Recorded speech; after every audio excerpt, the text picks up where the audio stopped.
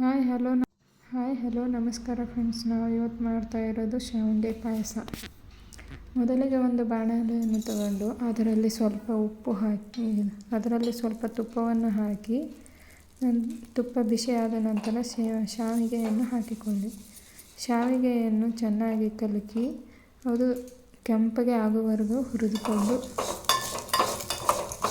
ಹಾಗೆ ಇನ್ನೊಂದು ಬಾಣಲೆಯಲ್ಲಿ ಒಂದು ಸ್ವಲ್ಪ ಹಾಲನ್ನು ಹಾಕಿಕೊಂಡು ಹಾಲನ್ನು ಕುದಿಯಲು ಬಿಡಿ. ಇದೇ ಆ ಹಾಲು ಕುದಿಯುತ್ತಿರುವುದು. ಇದರಲ್ಲಿ ಹುರಿದಿರೋ ಶಾವಿಗೆಯನ್ನು ಹಾಕಿಕೊಳ್ಳಿ.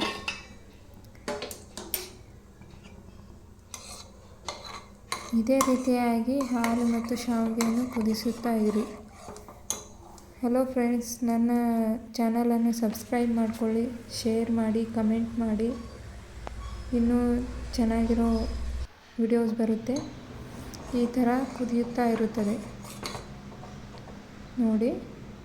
ನಂತರ ಇದೇ ಥರ ಕುದಿಯುತ್ತಾ ಶಾವಿಗೆಯನ್ನು ಚೆನ್ನಾಗಿ ಕುದಿಸಿಕೊಳ್ಳಬೇಕು. ಇವಾಗ ನಾವು ಇದರಲ್ಲಿ ಸ್ವಲ್ಪ ಎಷ್ಟು ಬೇಕೋ ಅಷ್ಟು, ನಮಗೆ ರುಚಿಗೆ ಎಷ್ಟು ಬೇಕೋ ಅಷ್ಟು ಸಕ್ಕರೆಯನ್ನು ಹಾಕಿಕೊಳ್ಳಿ. ನಾನಿಲ್ಲಿ ಸ್ವಲ್ಪ ಕಮ್ಮಿ ಆಯಿತು ಅಂತ ನೆಕ್ಸ್ಟ್ ಇನ್ನೂ ಸ್ವಲ್ಪ ಹಾಕಿಕೊಂಡಿದ್ದೇನೆ. ಕುದಿಸ್ತಾ ಇರಬೇಕು. ಇದನ್ನು ಚೆನ್ನಾಗಿ ಕುದಿಸ್ತಾ ನೆಕ್ಸ್ಟ್ ಇನ್ನೊಂದು ಬಾಣಲೆಯನ್ನು ಪಕ್ಕದಲ್ಲಿ ಇಟ್ಟುಕೊಂಡು ಅದರಲ್ಲಿ ಸ್ವಲ್ಪ ತುಪ್ಪ ಮತ್ತು ನಮಗೆ ಯಾವ ಡ್ರೈ ಫ್ರೂಟ್ಸ್ ಬೇಕು ನೋಡಿ, ಆ ಡ್ರೈ ಫ್ರೂಟ್ಸನ್ನು ಅದರಲ್ಲಿ ಹಾಕಿ ಹುರಿದುಕೊಳ್ಳಿ. ನಾನು ಇಲ್ಲಿ ತುಪ್ಪವನ್ನು ಸ್ಕಿಪ್ ಮಾಡಿದ್ದೆ, ಆಮೇಲೆ ಮೇಲಿಂದ ಇನ್ನೊಮ್ಮೆ ಹಾಕಿದ್ದೇನೆ.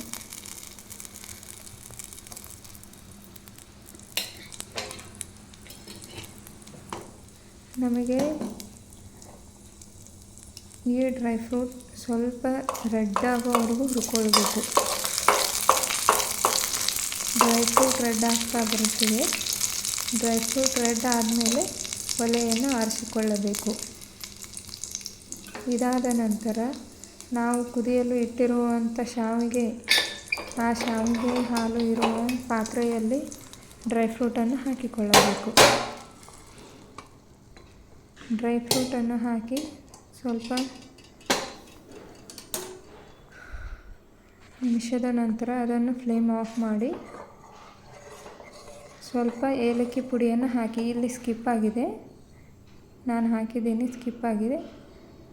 ಶಾವಿಗೆ ಪಾಯಸ ready to eat. Please subscribe my channel friends.